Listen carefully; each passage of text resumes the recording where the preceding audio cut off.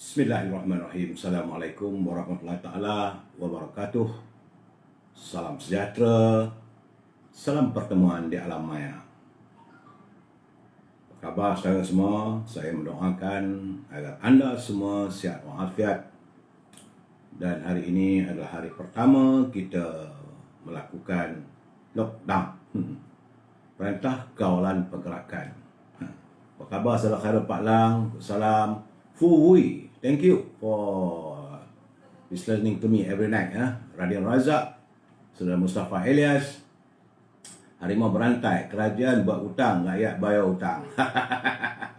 Wan Rohana, apa khabar? Terima kasih. Khairul Anwar, selamat malam. Saudara Harimau Berantai, apa pula gambar tu? Waduh. Joka, Saudara Adam Ashraf, Rubidin, apa khabar Bi? Doa saya bahagia bersama pasangan Yaya Ibrahim Mamatik. Waalaikumsalam. Openg Temu. Salam.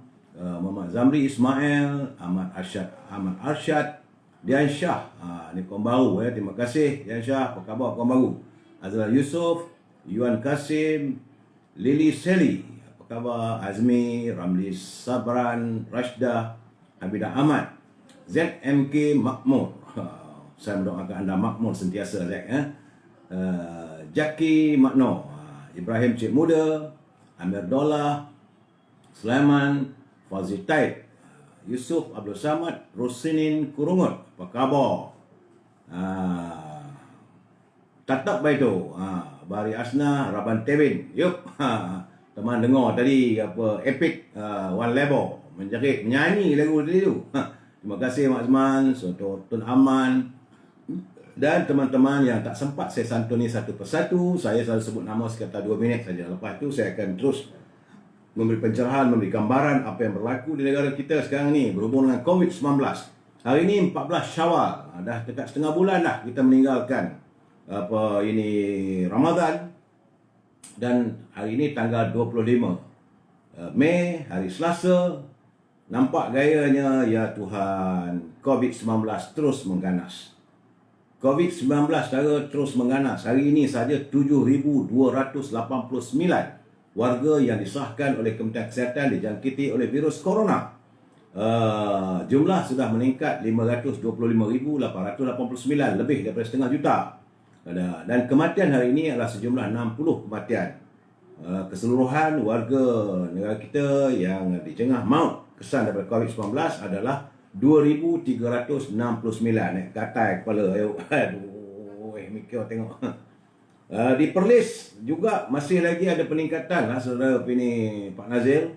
Semalam 7, hari ini 8. Di Kedah ada penurunan tapi tak begitu baik. Sebab semalam 348, hari ini 336. Di Perak, di Pulau Pinang, anak mami, anak combi, tak tahulah Cik Roy macam mana. Semalam 384, hari ini dia turun. Tapi turun dia 4 orang saja. Hari ini 380. Di Perak, yup, apa hem semua. Menjerit aduh. Jadi epic Walebo ni menjerit dia dekat Kuala Kangsar tu. Tapi teman suka tengok epic ni sebab dia ada makanan, dia buat kedai restoran rupanya. Macam-macam nasi ada. Last lagi nasi tambahu katanya, nasi apa nasi bini muda apa. Epic. Teruskanlah saudara memberi pencerahan. Bagus dari Perak teman sentiasa menyokong orang Kuala yuk. Di Perak hari ni 218, tapi nampak gaya yang banyaknya adalah di kawasan Manjung. Manjung ada dekat 70 ke 80. Di Kisah Pasir Panjang, di Lekio, kata orang Perak, di Lekir, di Seri Manjung, Pasar 1, Pasar 2, Pasar 3 dan di Pekat Setiawan. Kawasan tu banyak nampak gayanya di daerah Manjung begitu tinggi keseluruhan daripada negeri Perak. Di Selangor tak bernapas. Sebab semalam 2,049, hari ini meningkat, mencanak yuk. Mencanak naiknya Selangor 2,642. Keseluruhan warga Selangor sudah 172,000. Warga Selangor 172,320 yang dijangkiti oleh virus corona. Begitu juga di wilayah Persekutuan, mencanak juga. Semalam 468, hari ini 604. kalau dicampurkan, ini kawasan Lambah Kelang, termasuklah wilayah Persekutuan, kalau dicampurkan antara Selangor dengan wilayah Persekutuan, dah jadi 3,200. 3,200 mereka yang tinggal di Kota Raya Lambah Kelang, warga kota kosmopolitan. Di Putrajaya ada sikit susut, semalam 40, hari 23. Di Negeri Sembilan, macam mana yang Atan tak mengamuk kau? Saya tengok ni meningkat ni. Dah ada kabau. Dan dah kabau duduk rumah. Kau merayap juga. Dia kata ini bukan main-main ni. Cerita ni porang ni yuk. Porang antara orang kita ni manusia dengan COVID. Dia mana mata, kita mana nampak COVID ni. Berterabur mana-mana. Contoh melokek tu kena lah kau. Itu jadi duduk di rumah. Sebab di Negeri Sembilan semalam 329, hari ni 410. Tinggi. Jaga 410.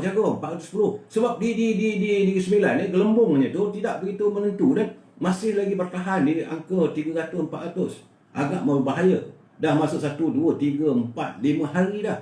Di Negeri Sembilan tak ada reda, tidak ada keredaan walaupun susut tapi naik balik. Begitu juga di Melaka. Walaupun ada susut, semalam di Melaka 329. Hari ni 258. Ni gelembung di Melaka 200, 300, 200, 300. Dah masuk hari ketiga ni. Kemudian di Johor.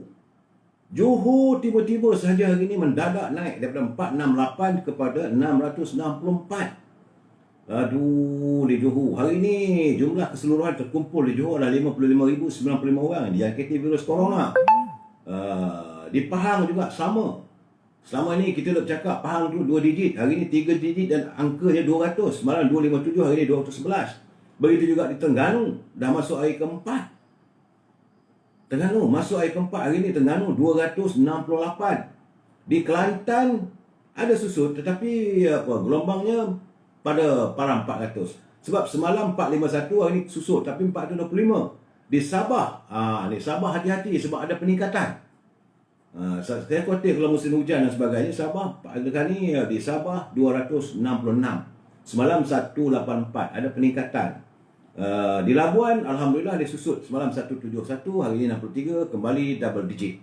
Memanglah selalunya di Labuan ni sepatutnya selama yang saya laporkan satu single digit, double digit. Cuma semalam dia naik. Dan di Sarawak, masih lagi gelembung pada angka 500 ke atas. Tidak ada keregaan sebab 600, 700, 600, 700 turun 530 dan hari ini turun 513. Tak begitu banyak. Masih lagi angka 500 sahaja ya. Dan sebab itulah Ketua Pengarah Kementerian Kesihatan Tan Sri Nur Hisham mengingatkan kita sebab melihat daripada peningkatan hari ini sampai 7,289 bahawa kita sekarang ni harus bersiap siaga. Siap sedia saudara sebab kita akan menghadapi serangan yang lebih buruk lagi katanya. Kalau kita tidak berhati-hati. Jadi cara yang terbaik duduk di rumah. Itu nasihat daripada Ketua Pengarah.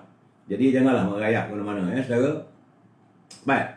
Kita masuk selepas laporan COVID, kita tersikirah sikit. Sebab sambungan daripada semalam, kita dengan Allah telah pun ternyata segala-galanya persoalan yang kita hadapi ini adalah Al-Quran. Jadi ini kiriman daripada Datuk Ghazali dan kakak saya. Dia kata manusia bertanya pada Sang Khalik.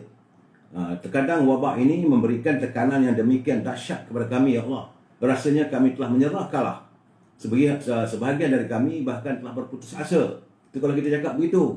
Tapi Al-Quran menjawab. Ada di dalam ayat surah Yusuf. Ayat yang ke-87. Dalam surah Yusuf ayat 87 mengatakan, dan jangan kamu berputus asa dari rahmat Allah. Sesungguhnya tiada berputus asa dari rahmat Allah melainkan kaum yang kafir. Kita sebagai umat Islam jangan ada putus asa. Ini jawapan dalam Quran. Kalau kita semak Quran ini ada surah Yusuf. Tidak ada orang yang berputus asa dari rahmat Rabbnya kecuali orang-orang yang sesat. Ingat tu, ini dalam surah Al-Hijrah ayat yang ke-56. Kemudian kita bertanya lagi, kami menjadi gelisah, tidak tenang kerana beban berat yang kami hadapi akibat wabak ini. Quran juga telah menjawab dalam surah Ar-Ra'd ayat yang ke-28. Iaitu dia kata orang-orang yang beriman dan hati mereka menjadi tentram dengan mengingati Allah. Ingatlah, Hanya dengan mengingat Allah, hati menjadi tentram. Sebab itu saya katakan, kembalilah kita kepada jalan Allah.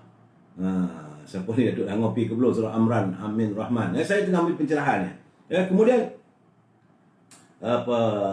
kita pun bertanya lagi, di saat kita sempit seperti ini, masih adakah jalan keluar bagi kami? Masih adakah pintu rezeki untuk menyambung kehidupan kita? Dan Al-Quran juga menjawab dalam surah At-Talaq, ayat kedua dan ketiga. Yang terdapat Al-Quran mengatakan, barang siapa yang bertakwa pada Allah, nescaya dia akan memberikan baginya jalan keluar dalam semua masalah yang dihadapinya, dan memberinya rezeki dari arah yang tidak disangka-sangka. Jadi sebab itu, apa persoalan kita ni ada jawapannya dalam Al-Quran. Saudara buka, semak balik. Macam ini di surah At-Talaq, ayat yang kedua dan ketiga. Barang siapa yang bertakwa, ini kata soalan lagi, ayat keempat, dia kata, barang siapa yang bertakwa pada Allah, nescaya dia akan menjadikan baginya kemudahan dalam semua urusannya. Kemudian okey, kita buat persoalan, timbul persoalan, kita pertanyaan. Tapi syarikat sudah potong gaji kami. Bahkan sebahagian dari kami sudah tidak memiliki pekerjaan lagi. Siapakah yang akan memberikan rezeki pada kami? Ini persoalan kita. Dan dijawab oleh Quran dalam surah Hud, ayat yang ke-6. Dalam ayat yang ke-6, surah Hud menyatakan, dan tidak ada suatu binatang melata pun di bumi ini, melainkan Allah yang memberikan rezekinya. Dia saudara jangan risau. Duduk di rumah, adalah rezeki daripada Allah SWT. Ini ternyata dalam Quran. Kemudian kita bertanya lagi, setelah lama ini kami menjalani arahan stay at home. Rasanya dah tak kuat lagi lah kononnya untuk terus menerus terkurung dalam rumah. Lelah ya Allah. Sungguh kami tak tahu. Jadi sampai bilakah suasana ini? Kita bertanya. Tataplah Quran surah Ali Imran ayat yang ke-200. Dalam ayat yang ke-200 surah Ali Imran itu menyatakan, hai orang-orang yang beriman, bersabarlah kamu dan kuatkanlah kesabaranmu, dan tetaplah bersiap siaga dan bertakwalah kepada Allah supaya kamu beroleh keberuntungan.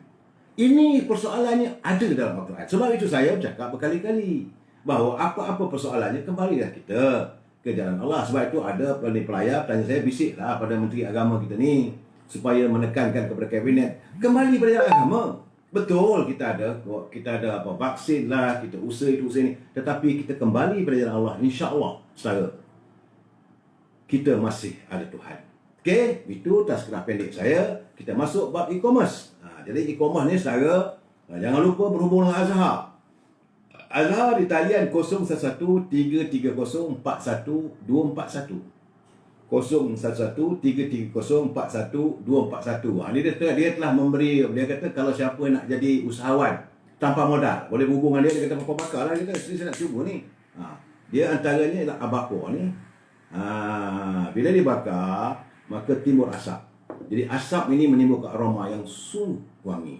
Ini aroma, ini ini orang dulu kata standi. Jadi bilik kita ni rasa harum baunya. Bandar pelbagai buat haruman. Dia selalu boleh bertanya dengan Azhar. Hubungilah beliau dengan 01133041 Ini budaya orang Arab, banyak.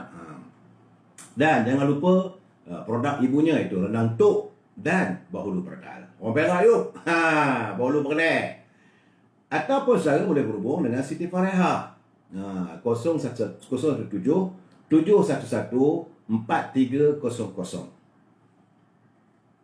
Bertemu berhubung dengan Siti Fareha untuk mewawarkan produk saudara.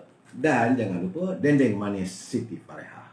Ataupun bagi di kawasan Lembah Kelang, makanlah buah-buahan yang segar daripada Kinsnis.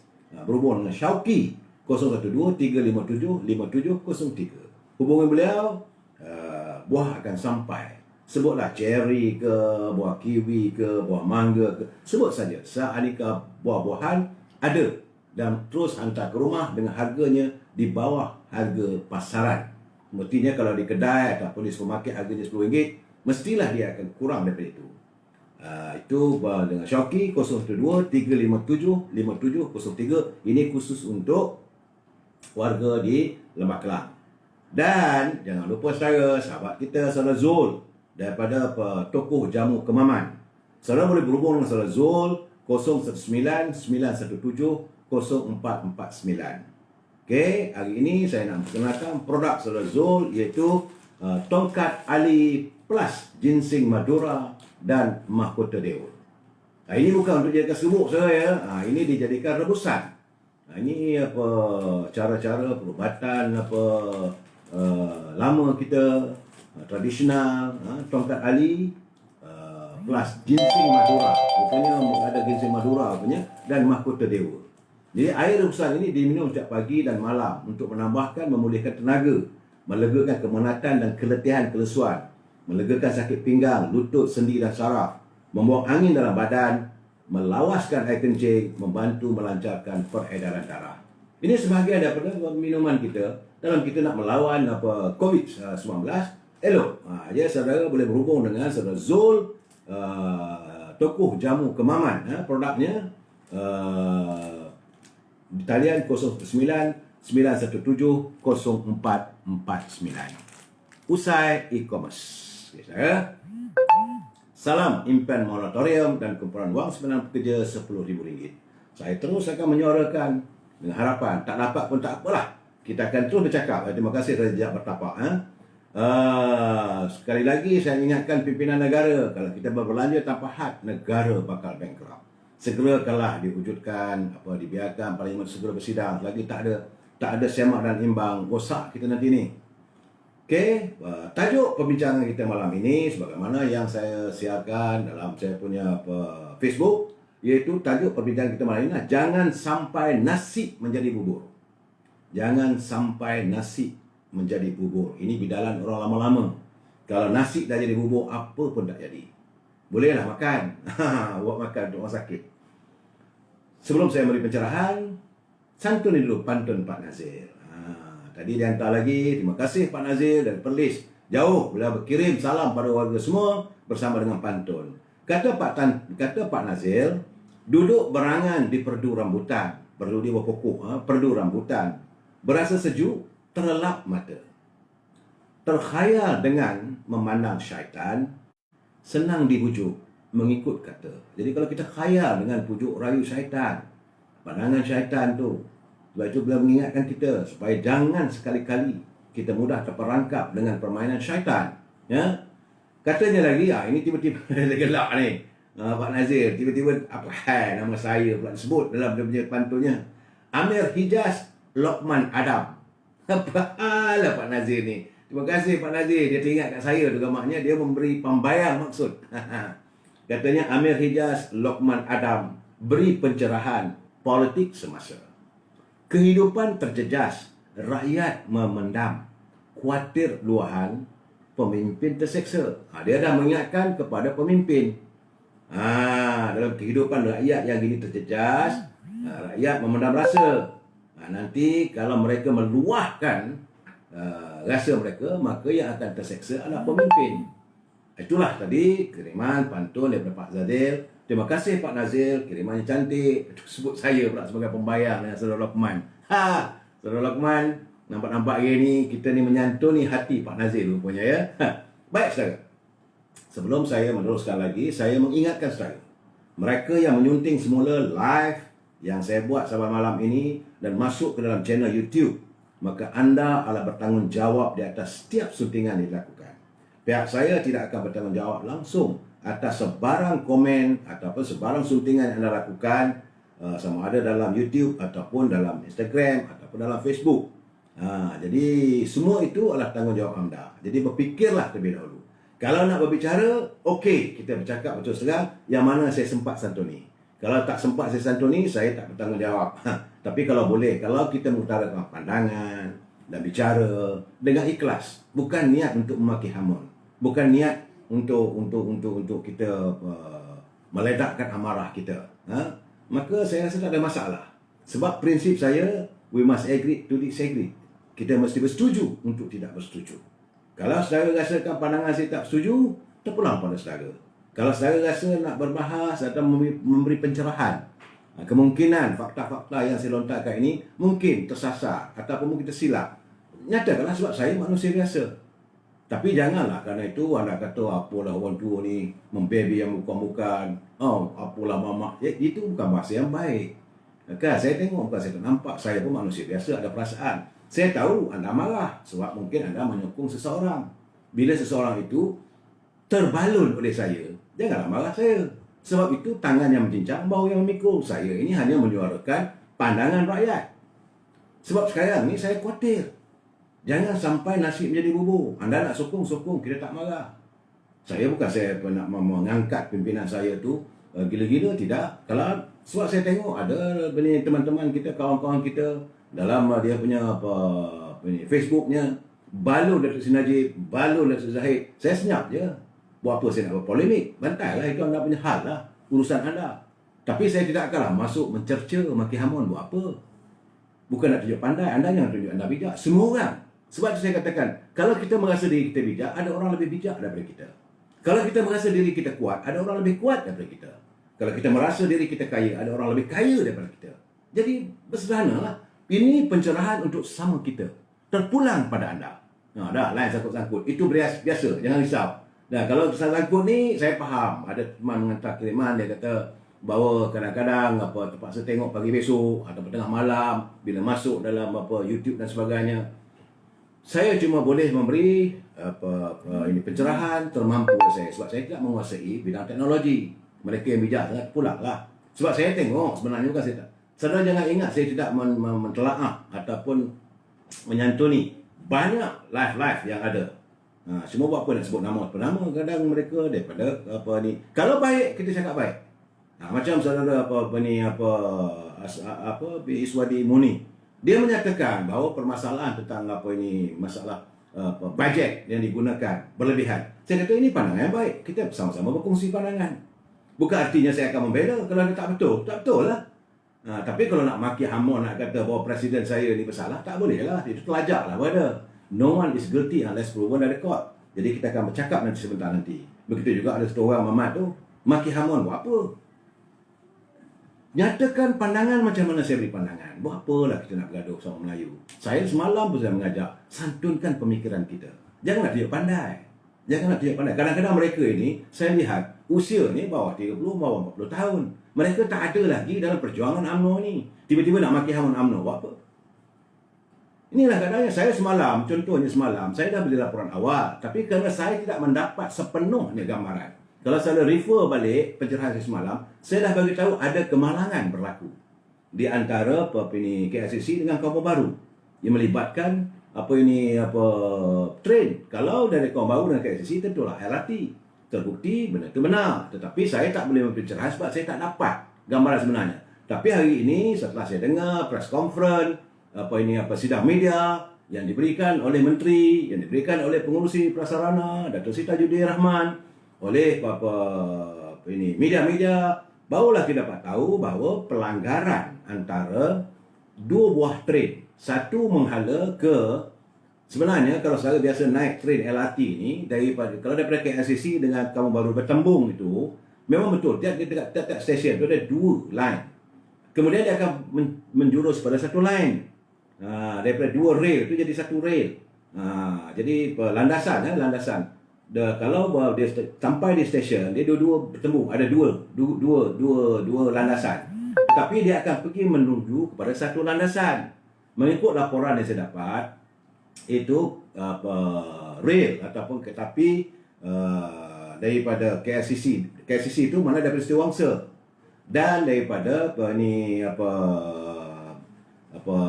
Putra Height. Ini jajaran Kelana Jaya. LRT bukan MRT ya, LRT daripada Putra Height dia berhenti di Kampung Baru, stesen Kampung Baru, kemudian menuju ke arah Setiawangsa. Kereta api setelah itu datang daripada Setiawangsa menuju ke Putra Height. Jadi dia punya interval time selalunya dalam bukan 10 minit. Dan pertemuan itu berlaku kerana train daripada Kelana Jaya, daripada Putra Height menuju ke Setiawangsa itu dia tidak ada pemandu. Sebab memang train ini tidak ada pemandu. Cuma yang ada pemandu yang datang daripada Setiawangsa menuju ke Putra Height. Jadi ada berlaku kesilapan teknik. Biasalah benda ini berlaku. Macam mana? Cuma penjelasan kadang-kadang orang tak dapat bagi. Jangan kita salahkan. Ini bagi saya is not human error. Kadang-kadang ini berlaku di England pun berlaku. Di mana-mana pun berlaku. Kemalangan itu pasti berlaku di mana-mana sebab Tuhan nak tunjuk pada kita. Jangan kamu angkuh. Jangan kamu bongkak. Cuma saya mengatakan bahasa alam sekarang ni saya risau. Sebab 2-3 hari ni saya melihat suasananya mendung. Alam itu murung sekarang ni. Petang tadi saya pesan pada keluarga saya, kata kalau boleh cucu-cucu jangan keluar rumah. Sebab zaman dulu-dulu, zaman datuk saya dulu tu, ini adalah musim penyakit. Itu matahari sakit. Sebab kerana malam ini atau malam besok akan berlaku gerhana bulan. Di negeri Arab, zaman Rasulullah dulu, kalau berlaku gerhana bulan ataupun gerhana matahari, maka umat diarahkan, mana disarankan supaya mengadakan solat. Solat meminta perlindungan daripada Allah, meminta rahmat daripada Allah. Dan kita akan berlaku gerhana bulan pada 26 hari bulan. Kalau 26 hari bulan, tengah malam nanti. Kalau ini berlaku, saya siau kerana tanggal 26. Sebab kalau saya tengok saya punya pencerahan, 2-3 malam dulu saya dah bagi tahu macam mana udang dah naik di Batu Pahat. Bagaimana udang ikan naik di Terengganu. Jadi ini semua bahasa alam menunjukkan ada sesuatu yang akan berlaku. Jadi benda ini selalu datang daripada laut. Makhluk-makhluk laut ini lebih awal mengetahuinya. Macam dulu tsunami, sebelum tsunami berlaku di Aceh, tiba-tiba saja ikan naik ke darat. Banyak ikan. Selepas itu berlaku ledakan bawah tanah, berlakulah tsunami di Aceh yang mengorbankan ribuan nyawa. Jadi begitulah kita. Hari ini saya melihat apa yang berlaku, pelanggaran coach train LRT dari stesen KLCC menghala ke stesen ke Kampung Baru. Ini daripada KLCC itu dipandu. Tapi yang daripada Kampung Baru ini otomatis. Memang sebenar-benarnya train ini dua-dua sepatutnya tak ada pemanduan, tapi tak tahulah macam mana pengurusannya. Dan melibatkan 213 mangsa. Dan daripada 213 itu kabarnya terdapat 4 orang yang cedera berat. Yang terpaksa dimasukkan hospital, mendapat rawatan susulan, mungkin patah kaki dan sebagainya. Maklum sajalah. Kemalangan begitu ya, pelanggaran. Dan ada lagi lebih kurang 5 orang pun juga cedera. Yang lain itu cedera ringan. Bagaimanapun, menurut pengurusi prasarana, Datuk Sri Tajudin Rahman, dia kata pihak prasarana bersimpati dengan mangsa-mangsa terlibat, maka mereka telah mengeluarkan bantuan seadanya sekitar dalam RM1,000 pada setiap penumpang. Jadi daripada 2 atau 13 orang ni akan dibayar RM1,000 sebagai, bukan sanggup hati, sebagai tanda simpati, sebagai tanda keprihatinan LRT prasarana terhadap mereka yang terlibat dalam kemalangan yang tidak diduga, yang tidak dijangka. Okey? Tetapi bagi mereka yang berat nanti, saya berkeyakinan tentulah prasarana ada dia punya bayaran insurans. Sebab bila kita membeli tiket dekat prasarana tu, dia termasuk dalam kos insurans. Yang ini tidak ditangani. Saya tak tahu sebab saya tunggu masa sidang media tadi, apakah pengurusi menyatakan ada bayaran insurans sebagainya, saya tak tahu. Dan sepatutnya mereka yang terjebak itu boleh menuntut. Itu hak kita. Sebab tiap-tiap tiket yang kita beli, saudara naik bas ke, saudara naik kapal terbang ke, sebab itu kalau saudara naik pesawat terbang, bayaran dari insurans tiap-tiap satu orang tu bukan sikit, 500,000, ada sejuta, ada 2 juta, mengikut kelas-kelasnya. Tapi sekurang-kurangnya 500,000. Sebab itu mereka yang terlibat dalam kemalangan pesawat, selalunya keluarganya akan dibayar sekurang-kurangnya 500,000, setengah juta. Dan prasarana saya tak tahu berapa. Tetapi ada insurans coverage-nya. Mesti ada insurans. Jadi keluarga yang terlibat dalam kemalangan ini boleh pergi ke pejabat prasarana menuntut supaya bayaran insurans. Okey saudara, itu yang saya beritahu apa yang berlaku semalam. Saya dah beritahu malam tadi, tapi saya tak dapat pencerahan lebih awal. Setelah saya baca, saya mengetahui semua tu, baru saya tahu melibatkan train. Sebab itu saya katakan kalau di KLCC dengan Kampung Baru ini LRT. Kalau daripada Subang menghala ke Kajang itu MRT. Tapi kalau daripada Putra Hayat juga menuju melalui terus pergi ke Sentul juga LRT. Jadi sistem sebenarnya sistem ini mudah. Semua orang boleh naik dah baik dah. Ini diasaskan. Tapi bila berlaku kemalangan tak boleh nak kata apalah. Baik saudara. Saya ingin menyantuni juga catatan sahabat saya, lama saya tak baca. Sebab saya tengok malam ni cantik. Tulisannya saudara Datuk Zahrin, sang kelembai. Beliau ni kadang-kadang seriau juga saya. Sebab kalau dan dia balun orang, dia balun tak ada limit. Tapi saya tengok ini catatan tengah malam. Saya tulis tu catatan tengah malam saya tengok. Dia kata memanglah. Ini saudara catatan tulisan saudara Datuk Zahrin, dia kata memanglah Mahathir Yassin seorang yang ditakdirkan menjadi Perdana Menteri dalam situasi separuh masa. Dia pun bersepaki juga. Dulu pun dia bergaduh juga dengan Tan Sri Muhyiddin waktu beliau menjadi Timbalan Perdana Menteri dulu. Sampaikan dia dipecat daripada ahli UMNO. Tapi dia menulis dengan baik. Dia kata memang Mahathir Yassin seorang yang ditakdirkan menjadi Perdana Menteri dalam situasi separuh masa. Itu sebab dalam ajaran Islam ada mengatakan katanya bahawa jika sesuatu perkara yang diberikan tugas kepada bukan ahlinya, maka tunggulah kebinasaannya. Jadi agak terselah bila dia bertanya dalam satu bual bicara 2 hari lepas. Dia kata saya nak tanya baliklah. Saya boleh jaga ke 30 juta ni? Awak punya makan tidur, jalan pergi mana-mana. So ini persoalan yang kadang-kadang yang kita rasakan tidak harus lahir daripada bicara seorang Perdana Menteri. Memanglah dia seluruh rakyat sekarang ni, sebenarnya kita sekarang ni bernaung di bawah Duli Yang Maha Mulia Tuan Agong. Di negeri ada Raja-Raja Melayu. Dan dari segi pentadbirannya, ketua eksekutifnya adalah Tan Sri Muhyiddin. Dia tak boleh kata bahawa nak kata saya bodoh-bodoh lah. Tak boleh begitu. Kalau dia mengatakan, okeylah saya tak apalah kalau awak nak kata saya bodoh pun katalah. Artinya, kalau Perdana Menteri tu, dia berhenti, entire kabinet menteri. Berhenti. Jadi kalau dia kata dia bodoh, takkan menteri semua bodoh. Ini persoalan yang kadang-kadang bila menjadi seorang Perdana Menteri tak boleh mengeluarkan sebarang kenyataan. Kena ditapis. Jadi dia kata kalau ada yang terlanggar sikit, takkan saya boleh jaga dia, katanya. Jadi semua jalan nak menepik.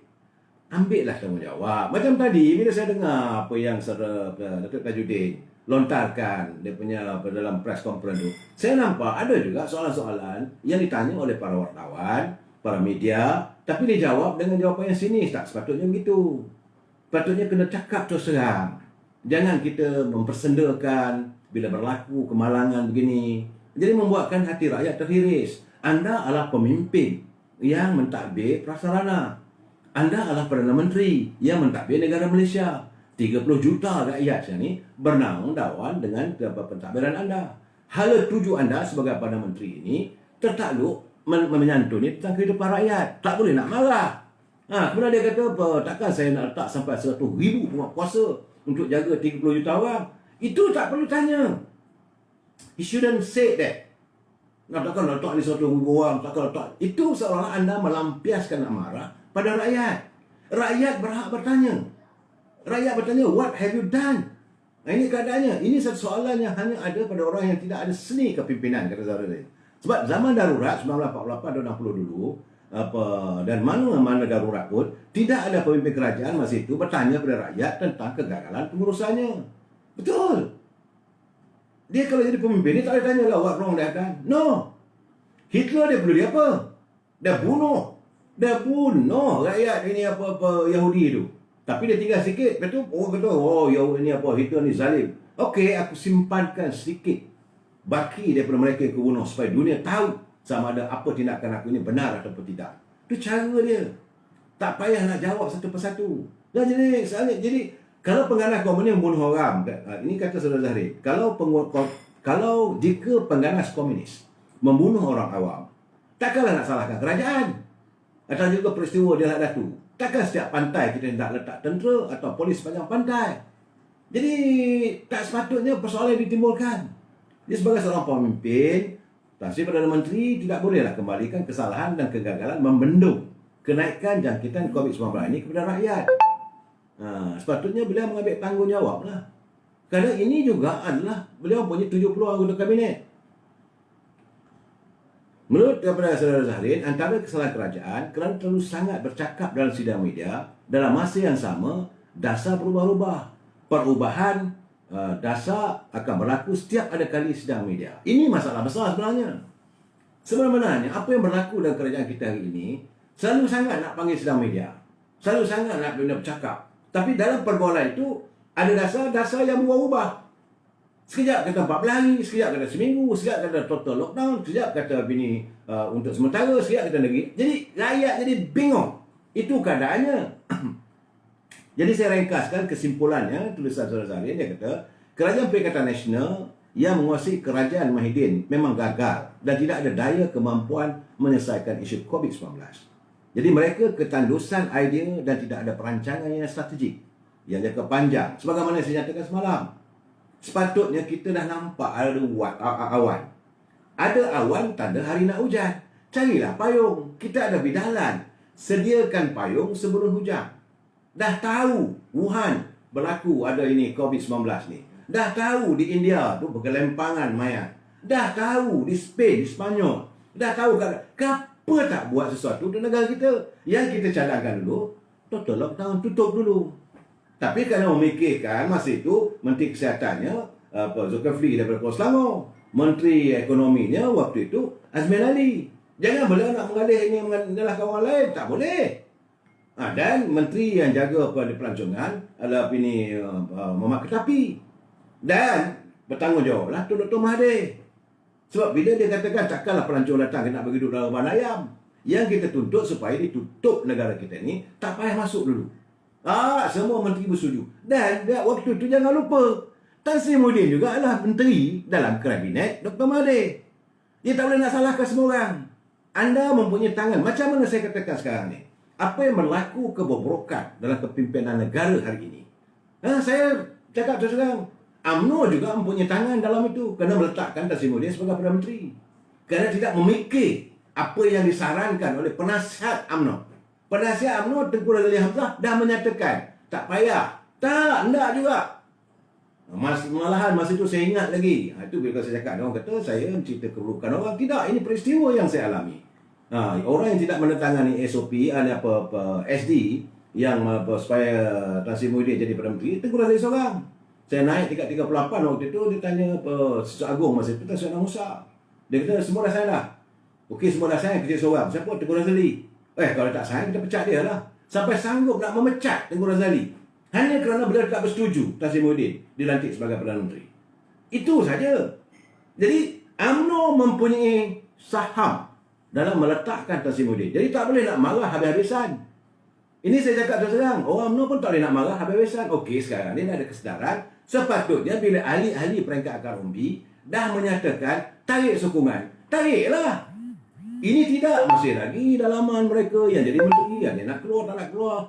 Inilah sekarang ni masalah berlaku. Saudara, berbolok-bolok. Orang ni kata begini, orang ni kata begini. Tidak ada satu jawapan, tak ada kesatuan. Dan saya tengok cantik tulisan cadangan daripada saudara sahabat saya daripada Kota Baru Kelantan, saudara Muhammad Azmi. Dia kata, dia nak tanya, adakah semua ahli-ahli parlimen telah disuntik dengan vaksin COVID-19? Jadi kita minta supaya Menteri Majlis Keselamatan Negara memberikan statistik. Mesti keluar kenyataan. Mesti memberi statistik. Berapa di kalangan mereka ini yang telah disuntik dengan vaksin. Jangan suruh rakyat je suntik vaksin. Menteri-menteri macam mana? Ahli-ahli parlimen macam mana? Senator macam mana? Kaki tangan di parlimen tu, berapa ramai yang dah disuntik? Sebab berapa orang yang disuntik dengan dos 1 dan dos 2? Kalau semua petugas di parlimen, ahli-ahli parlimen, ahli Dewan Negara, senator dah suntik, okey, kita nak tahu sebab menteri kata dia berpegang kepada sains dan data. Kita nak tahu datanya. Kalau semua dah disuntik, maka bolehlah kedua-dua Dewan Negara itu, Dewan Rakyat dan Dewan Negara ini bersidang. Apa alasan? Tak boleh. Ini persoalan yang dilontarkan oleh saudara Muhammad Azmi, saya kata betul juga. Jadi menteri kena buat kenyataan. Saya nak beri kenyataan bahawa kita sekarang ni telah menyuntik semua ahli parlimen. Seramai 220 orang. Suntikannya apa jenis suntikan? Vaksin apa? Apakah Veneza ke, Pfizer ke, Sinovac ke? Macam-macam nama lah. Saya bukan saintis. Sekarang ni rakyat Malaysia lebih pandai nampak gayanya. Mereka dah tahu apa. Saya yang ingat saya tu extravaganza je lah. Apa ini aktiviti Asok Awani punya hiburan extravaganza. Tiba-tiba ada tak tahulah apa nama tu. Jadi kalau itu keadaannya, sebab sekarang ni saudara, kita nampak bahawa darurat yang telah diimposkan telah tidak berjaya mengurangkan COVID-19. Yang hasil sebenar yang jelas dari darurat telah kedudukan Perdana Menteri tidak boleh dicabar. Itu je hasilnya. Setelahnya kita melihat bahawa keberhasilan daripada darurat kononnya untuk menjaga COVID-19. Kita bukan nak mempertikaikan tentang arahan ataupun proklamasi agung. Tidak. Tapi kita melihat bahawa proklamasi darurat itu pun tak dapat menyelesaikan masalah COVID-19. Kerana peningkatan hari ini 7,000 lebih. Ternyata, tapi yang kita nampak bahawa kedudukan Perdana Menteri sebagai Perdana Menteri masih kukuh dan kental dan berada di situ tak tahu sampai bila. Itu ceritanya.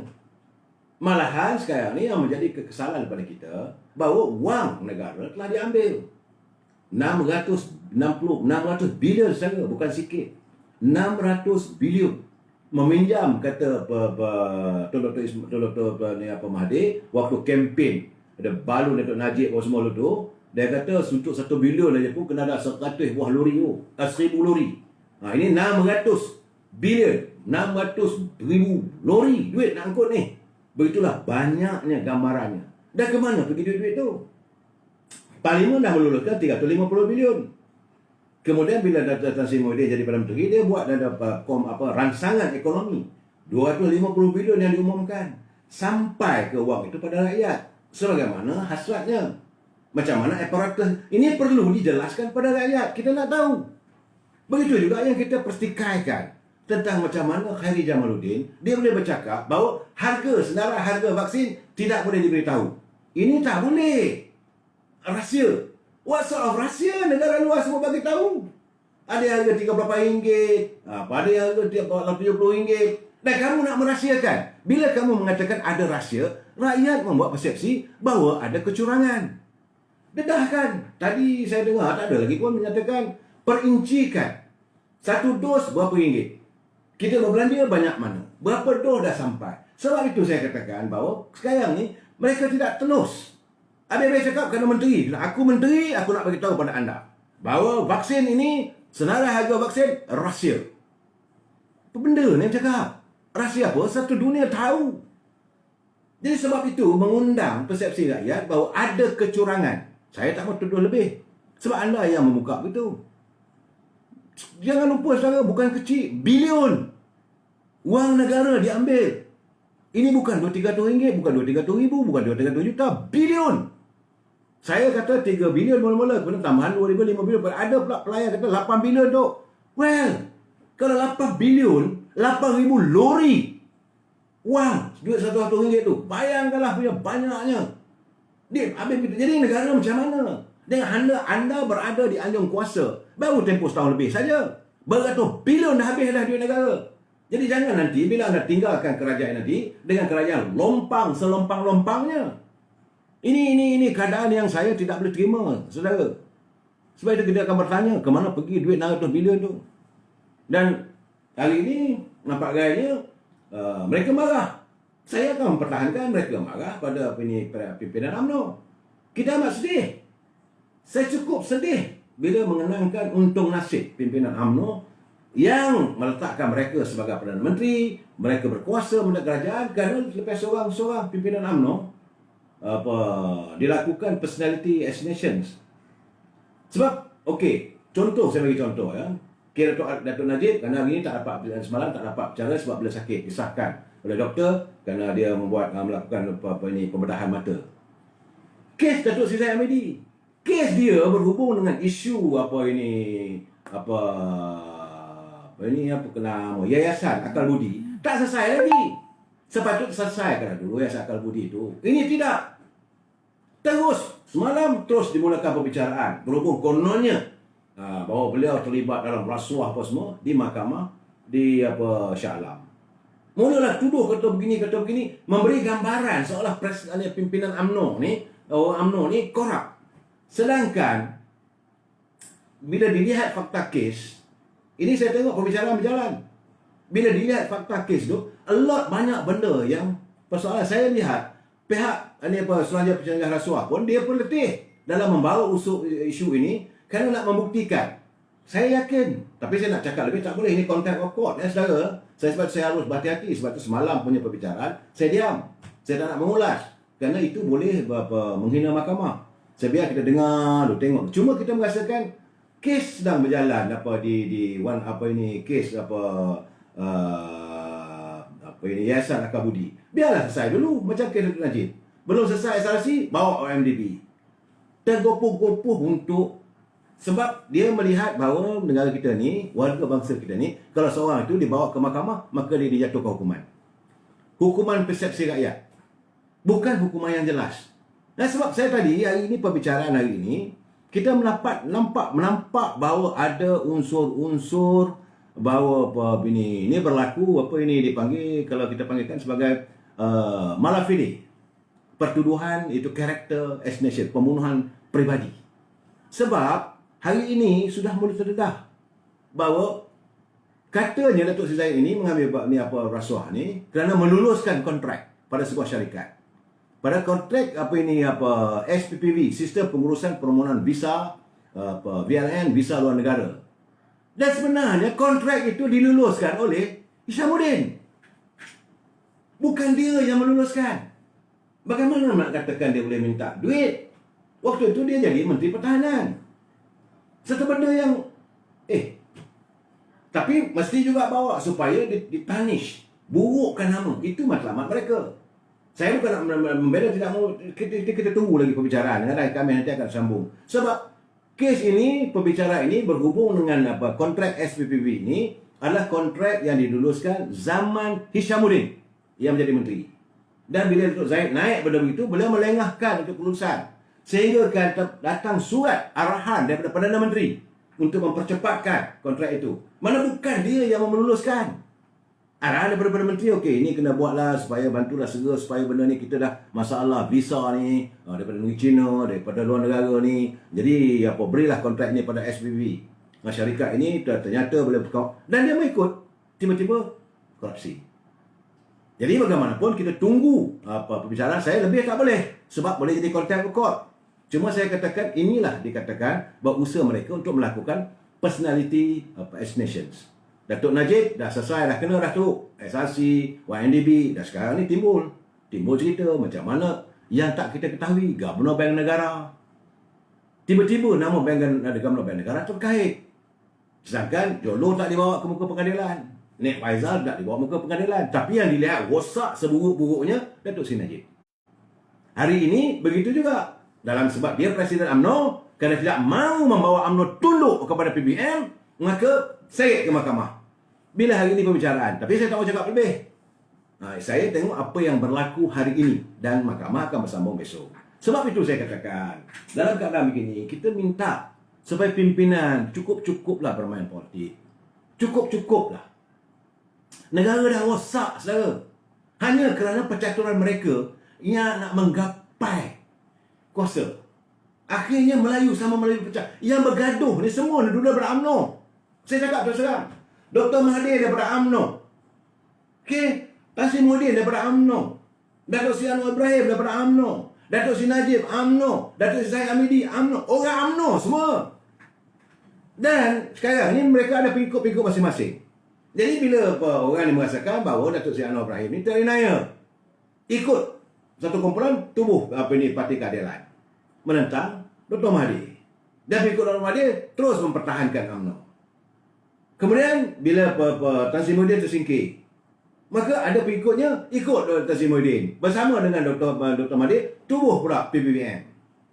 Nak bagi ajar lah, bagi mati UMNO ni. Kemudian Syafiq Abdul ni pula kerana tersingkir dari UMNO, tubuh warisan. Semua asalnya batang tubuhnya UMNO. Sampai bila kita nak bergaduh? Sebab memang sekarang ni saudara, negara kita sekarang ni berada dalam keadaan cukup sempang peranang. Saya tahu tak sempang peranang? Sempang peranang ni kalau jaluran dia tak boleh nak, kalau jaluran ini kita buat tikar ni, kita anyam tikar ni tak jadi. Dah jadi sempang peranang. Yang kiri masuk kanan, kanan masuk kiri. Itu keadaannya. Saudara Muhammad Kamal Ibrahim. Betul kerajaan gagal.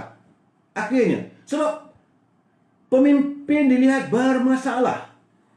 Ekonomi negara terus mengelonsur dan berhudung. Saudara kita ingat ni. Dan tidak ada tanda-tanda ia mampu untuk diperbaiki. Ekonomi negara saya tak nampak.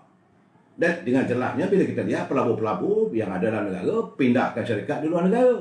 Yang daripada luar tak masuk-masuk ke Malaysia. Dan kita sekarang ni tinggal terkontang-kanting. Nak janung ekonomi sendiri pun tak tahu macam mana. Hasil pendapatan negara hari ini sudah tidak mampu disimbangi dengan perbelanjaan. Dulu-dulu. Sebab itu saya kata saya rindu. Zaman Tengku Razali Hamzah jadi Menteri Kewangan. Zaman Datuk Seri Anwar Ibrahim jadi Menteri Kewangan. Bila mereka membentangkan bajet Dulu dipanggil belanjawan negara. Menteri Kewangan akan bercakap, saya dengan ini membentangkan belanjawan berembang. Zaman Tengku Razali pun tak ada dengar bila belanja bajet, ada defisit. Zaman Datuk Seri Anwar Ibrahim pun tidak ada belanjawan defisit. Belanjawan berembang. Malahan, Yang Berhormat Datuk Seri Anwar Ibrahim mengingatkan waktu beliau jadi Menteri Kewangan dulu. Saya ingat lagi. Beliau kata jangan kita lupa Surah Yusof tentang 7 tangkai padi. 7 tahun kita bahagia, bersiap sedia bahawa kita juga akan, kalau ada masalah masa mendatang. Jadi kalau kewangan yang ada tu berjimat cermat. Dia dah mengingatkan dulu waktu dia jadi Menteri Kewangan, tapi waktu itu beliau adalah sebagai timbalan Presiden UMNO. Dari UMNO juga.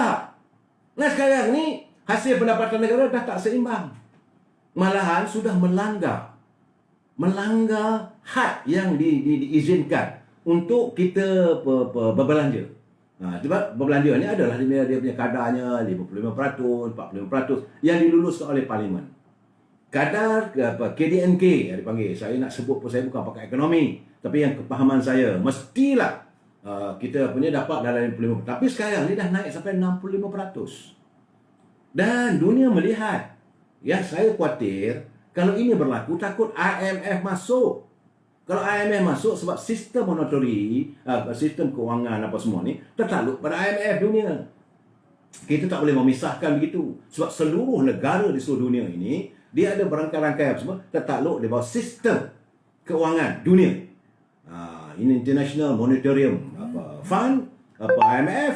Di satu ketika dulu Tengku Razali jadi pengurusinya, presidennya. Dan sekarang ini semua orang tahu George Soros lah macam-macam. Dan mereka mencari jalan bagaimana nak ambil alih ekonomi negara kita. Bagaimana nak mentadbir negara kita dari sisi keuangannya. Kalau IMF masuk, itu jam penang lah. Nak beli kapal terbang kena minta kelulusan, nak beli peluru kelulusan. Kalau orang serang pada kita, macam mana kita mempertahankan negara kita? Itu susah lah waktu tu. Inilah ketakutan akan berlaku kalau kita tak jaga. Dan lebih teruk lagi, nilai mata wang negara kita ni terus susut berbanding dengan mata wang negara luar. Situasi politik semua tak menentu. Walaupun buatlah survey macam mana pun, memang kita tahu untuk hari ini, untuk mendapat mana-mana parti singular, secara satu buah parti untuk mentadbir, tak dapat dah.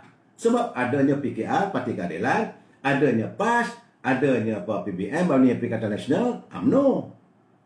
UMNO pun saya tak yakin boleh dapat 120 kursi. Nak bertani di 120 kursi pun nak cari modal. Macam mana? Dulu dalam kerajaan. Ini keadaan saya. Untuk membentuk kerajaan, Yuskon mesti ada 112 kursi Parlimen. Jadi macam mana? Ini keadaan saudara. PKR begini, amanah begini, PAS begini. Ini masalah sebenarnya saudara. Sebab yang saya khawatirkan sebenarnya saya. Tadi saya berbual dengan Datuk Mukhtar Samad, mantan ketua UMNO bahagian Bandar Tun Razak. Dia telefon saya cakap gini ni, kata macam mana dia? Saya kata bang, yang saya takut sebenarnya bang, abang dengan saya mengalami nasib yang sama. Kami dulu adalah warga pasca kemerdekaan. Kita mencapai kemerdekaan waktu itu dan negara bukanlah senang lenang macam sekarang. Zaman saya dulu, zaman beliau juga waktu itu, nak makan sehari sekali pun belum tahu boleh dapat. Sehari sekali nak dapat makan nasi belum pasti. Malah kadang-kadang kita makan sulam dengan ubi kayu, ubi rebus, pisang. Orang kampung. Dan kita makan kanji. Kita bukan makan nasi macam mana anak-anak kita, cucu kita sekarang ni. Boleh pergi ke McDonald dan sebagainya. Tak ada masa itu. Memanglah suasana negara begitu. Dan kita dengan penuh kemiskinan. Jalan raya tak ada. Mandi air perigi. Kita tak mandi air paip. Kalaulah waktu itu ada COVID-19, saya rasa semua orang kena COVID-19. Sebab mandi air paip. Kononnya air tidak dirawat. Kemudian kita tidak ada bekalan elektrik. Dan yang paling penting sekali untuk belajar pun susah masa itu. Akhirnya teman-teman saya yang seangkatan dengan saya, beliau di Bagan Datuk, saya di Lumut, yang seangkatan saya ramai yang terpaksa drop out. Bila nak masuk sekolah menengah saja, ibu bapa cakap sudah cukuplah, kamu belajar setakat darjah 6, boleh baca, boleh semua, bolehlah mungkin jadi masuk askar ke nanti, ataupun buatlah kerja kampung. Yang lain tu biarlah, apa nak buat, tak ada kemampuan. Saya melihat anak bangsa saya tidak berpeluang untuk belajar. untuk meneruskan pendidikan. Cuma saya bersyukur pada Allah SWT, diberikan sedikit pemikiran, Kerajaan Negeri Perak bagi saya beasiswa, Kerajaan Persekutuan bagi saya beasiswa. Alhamdulillah dapat meneruskan pelajaran. Itu pun sampai seperingkat Senior Cambridge. Itu saja, dulu MCE lah. Malaysian Certificate of Education. Itu saja. Lepas itu bila bersembang dengan almarhum mak saya kata gini, almarhum mak saya kata teruslah belajar lagi. Dia kata kamu boleh lulus, kamu boleh teruskan, boleh menyambung. Saya kata tak boleh mak, dia kata keadaan susah, ni nak bayar macam mana pendidikan semua. Jadi saya belajar bekerja. Sambil bekerja kita belajar.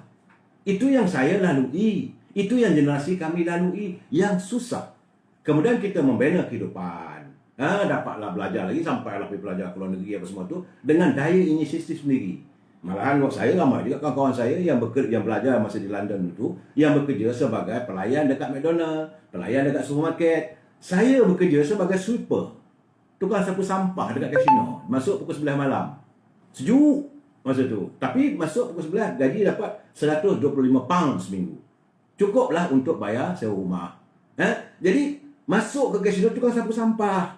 Tapi dapat tip lah kadang-kadang tutuk Arab yang kaya-kaya apa semua tu. Ini pengalaman saya. Dan Alhamdulillah, hasil dari usaha kita dan negara membina dia punya ekonomi, akhirnya rakyat tenteram. Okey, anak-anak kita dapat belajar. Dan hari ini, saya selalu bercakap dengan kawan-kawan. Dulu, kalau kita balik kampung, anak cucu-cucu akan bercakap dengan neneknya, akan bercakap dengan Tok Wannya, Tok Knya. Wan, buat kuih apa? Wan akan cakap buat lemping. Ataupun Wan dia kata buat kucing kodok. Hari ini cucu tak kenal pun kucing kodok. Kalau kita kata lemping pisang pun kita tahu. Kalau nak katakan bahawa kuih koci pun mungkin ada setengah kenal, setengah tak kenal. Cucu kita. Anak-anak mungkin masih kenal lagi. Dan anak-anak menikmati kenikmatan mereka hidup untuk belajar sampai ke luar negeri. Macam saya, anak saya belajar ke luar negeri apa semua tu, tak ada macam mana yang kita lalui. Okey, berlakulah era tentram, kita bahagia. Yang menjadi ketakutan saya, apakah ini akan berulang pula kepada pusingan pada cucu kita. Saudara, dalam saat kita berbalah ni, kita jangan lupa what is the fate of our grandson and granddaughter. Ataupun cucit kita akan datang. Apakah mereka juga akan mengalami nasib macam kita ini. Ini masalahnya saudara, yang harus kita fikirkan. Kita okey, kita dah lalui. Bolehlah kita kutuk siapa saja. Kita dah dapat masa bawa kereta. Dulu zaman kami dulu tak ada kereta pun. Tumpang macam saya kata dulu lah. Nak pergi keluar pekan Setiawan pun naik tumpang lori tuak. Dulu dengan sekarang terlalu berbeza. Tetapi kita dapat menikmati. Ada kereta, ada LRT, ada MRT. Naik kapal terbang, naik pesawat, naik private jet dan sebagainya. Apakah ini dapat disustain? Apabila ekonomi menghudum dan pimpinan bergaduh sama sendiri. This is the most important. Ini crucial. Sebab itu saya mengajak teman-teman semua. Kita santunkan fikiran kita. Satukan hati kita. Put aside, dalam keadaan sekarang ni, kita tengah berperang dengan COVID ini, kita menyantuni sama kita. Tak usah fikirlah soal kepatihan ini semua. Kita cari pemimpin macam mana yang mampu untuk mentadbir. Sebab itu tadi saya berbual apa semua tadi dengan Datuk Mukhtar Samad. Dia kata, Tok Yaya cakap tu betul lah, dia kata. Kalau Tengku Razali dilantik sebagai interim sebab dia tak ada baggage. Dia tak ada letakkan kepentingan diri dia. Dia tak ada letakkan orang keliling. Dia tidak akan dia tak ada tutang budi dengan sesiapa. Ini macam Tan Sri Muhyiddin bila dia jadi sebagai Perdana Menteri, dia terpaksa lantik orang. Orang yang tak layak pun dia lantik juga. Orang yang kalah dalam pilihan raya pun lantik juga sebagai Timbalan Menteri. Sebab nak jaga, nak balas budi. Ini dipanggil baggage.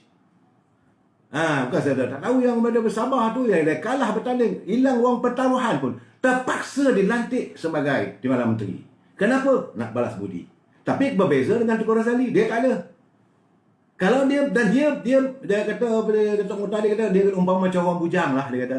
Orang bujang kalau nak kahwin kan cantik. Kalau orang nak berbini-bini ni nak kahwin lagi ni, orang nampak janggal lah Dok. Okey, saya setuju. Tapi saya merasakan sekarang ni, dia tanya saya, apa pandangan you dengan Tengku Razali? Saya kata kita ni sebanyak kadang-kadang ni kita ni sebagai komentar ni, kita memberi pandangan dan sebagainya. Kita macam menonton pertawanan bola sepak. Memanglah pemain dalam padang tu dia tahu bila nak skor. Dia tahu nak pas ke siapa, nak pas ke sini. Tapi kita di luar ni, oi bagilah ke kiri, oi bagilah ke kanan. Kita kadang dilihat lebih bijak daripada mereka. Saya minta maaf saya. Ini bagis yang membuang boras ni. Betul, saudara Mat Elias. Bagis inilah yang membuangkan boras. Nah, jadi dia tanya dengan saya, apa Datuk punya pandangan? Saya kata, tengok tadi, dia bukan macam Muqtadari. Zaman saya dulu Muqtadari lah. Dia bukan apa ini, kaki skor. Habis, dia ni sebenarnya peranan ni, saya rasa pandangan saya lah. Saya kata, dia seperti Socinaan, ketua pasukan. Mengatur strategik. Dia pergi ke depan. Ini apa yang berlaku sekarang ni, Perdana Menteri pun nak pergi ke depan. Dia pula nak skor tu, dia nak skor begini. Sepatutnya dia atur. Sebab itu saya minta, kalau boleh, semalam saya kalau saudara dengar baik cakap-cakap saya, bahawa adalah lebih baik kalau pimpinan negara, tak kisahlah daripada Lim Guat Eng ke, daripada Haji Hadi ke, siapa. Now the country is at war. Sekarang ini negara kita berhadapan dengan peperangan. Peperangan kita dengan COVID-19. Peperangan kita dengan kedudukan ekonomi yang tengah merudum ini. The only way, pandangan saya lah, kita satukan. Ambil Tengku Razali bersama dengan Datuk Zahid Hamidi, bersama dengan Datuk Seri Najib, bersama dengan Datuk Seri Anwar Ibrahim, bersama dengan Ahmad Sabu, whoever. Duduk bincang untuk negara. Dan kita tidak boleh lagi, orang tak betul, orang ni korup. No. Letakkan pemikiran, the country come first. Kita kena sampai ke tahap sekarang ini, inilah masanya kita meletakkan negara mengatasi segala-galanya. Kita jangan tanya apa negara boleh bagi pada kita. Kita mesti bertanya, what you can contribute? Apakah sumbangan anda kepada negara? Kita sambung lagi malam esok. Wabillahi taufiq wal hidayah. Assalamualaikum warahmatullahi wabarakatuh dan selamat malam.